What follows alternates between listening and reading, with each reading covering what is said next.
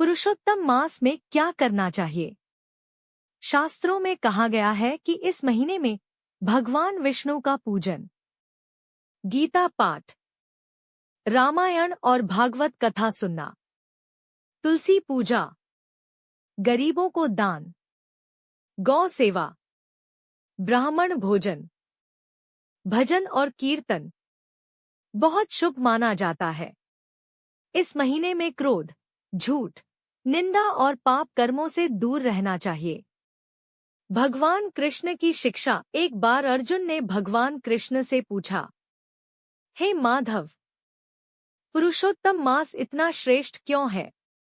भगवान श्री कृष्ण बोले, हे अर्जुन, जैसे गंगा नदियों में श्रेष्ठ है, जैसे सूर्य प्रकाश देने वालों में श्रेष्ठ है, वैसे ही पुरुषोत्तम मास सभी महीनों में श्रेष्ठ है। उन्होंने कहा, जो व्यक्ति इस महीने में श्रद्धा से मेरा स्मरण करता है, उसके जीवन के पाप नष्ट हो जाते हैं।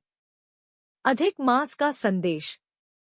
पुरुषोत्तम मास हमें यह शिक्षा देता है कि जिसे संसार तुच्छ समझे, ईश्वर उसे भी महान बना सकते हैं। जिस महीने को लोग अशुभ कहते थे, वही भगवान का सबसे प्रिय महीना बन गया। यह कथा हमें सिखाती है, कभी किसी का अपमान नहीं करना। अधिक मास की महिमा। पुरुषोत्तम मास की पावन कथा। बहुत समय पहले की बात है। देवताओं, ऋषियों और मनुष्यों के बीच समय की गणना चंद्रमा और सूर्य की गति से की जाती थी। पृथ्वी पर ऋतुएं सही समय पर आए, त्योहार उचित मौसम में पड़े और धर्म का संतुलन बना रहे, इसके लिए कालचक्र का संतुलित होना आवश्यक था। लेकिन धीरे धीरे एक समस्या उत्पन्न होने लगी। चंद्र वर्ष और सौर वर्ष में अंतर बढ़ने लगा। हर वर्ष कुछ दिनों का अंतर जमा होता गया। देवता चिंतित हो उठे कि यदि यह अंतर बढ़ता गया तो ऋतुएं बदल जाएंगी, पर्व त्योहार गलत समय पर आने लगेंगे और धर्म का संतुलन बिगड़ जाएगा। तब भगवान ब्रह्मा ने इस अंतर को ठीक करने के लिए एक अतिरिक्त महीने की रचना की। यह महीना अन्य 12 महीनों से अलग था।